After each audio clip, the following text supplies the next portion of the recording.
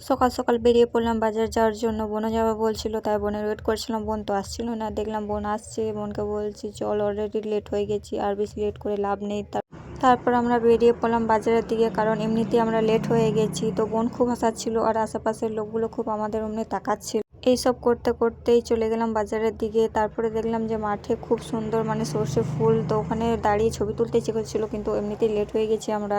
এইসব মজা ঠাট্টা করতে করতে বাজারে পৌঁছে গেলাম। তো বোনকে ক্যামেরাটা ধরতে বলছি, আমি দেখি বাজার আগে করি, তারপরে তুই করবি বাজার। বাবারে, তারপরে তো দেখি বাজারে খুব ভিড়। আমি তো বাইরের দিকটা থেকে দেখেই ভাবলাম যে ঢুকবো কি ঢুকবো না ভেতরে। তার বোনের সবজি পছন্দ হলো, তাই বোন ওখান থেকে নিয়ে নিল সবজি। তারপরে বললাম আমিও নিয়ে নিই। তো আমি এখানে চলে এসেছিলাম এই কাকুটার কাছে। সবজিগুলো ভালো লাগলো, তাই এখান থেকে সবজিগুলো নিয়ে নিলাম। তারপরে তো এতগুলো সবজির মধ্যে কী নেবো বুঝতেই পারছিলাম না। তারপরে লাল লাল বিলেতিগুলো দেখতে পেলাম, তো ওইগুলো কিছুটা নিয়ে নিলাম। বোন বলছে আমিও কিছু নেব, তো বোনকে বললাম ঠিক আছে তুই নিয়ে নে, তারপরে আমি আবার বাজার করব। বাজারে এসে একটু রং ঢং না করলে চলে। রং ঢং করতে করতে বোনের সবজি পছন্দ হলো, আরও সবজি কিছু নিয়ে নিল বোন।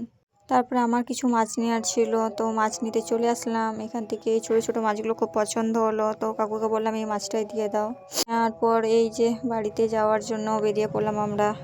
বোন আমাকে সাইকেলটা ধরে দিল, বলছে চল একটু নিয়ে চল, তারপরে আমি তোকে নিয়ে যাচ্ছি। তো এরপর করতে করতে মেন রোডের দিকে চললাম। তো দেখছি খুব খুব ট্রাফিক জ্যাম। তারপরে বোনের কাছে 10 টাকা বেজে ছিল, ওটা নিয়েও কুরকুরি কিনে নিল। দিয়ে আমরা বলছি আর লেট করে লাভ নেই, সেখানে মিষ্টি মাছে কাঁদবে। তাও বেরিয়ে পড়লাম আমরা বাড়ি যাওয়ার জন্য। টাটা।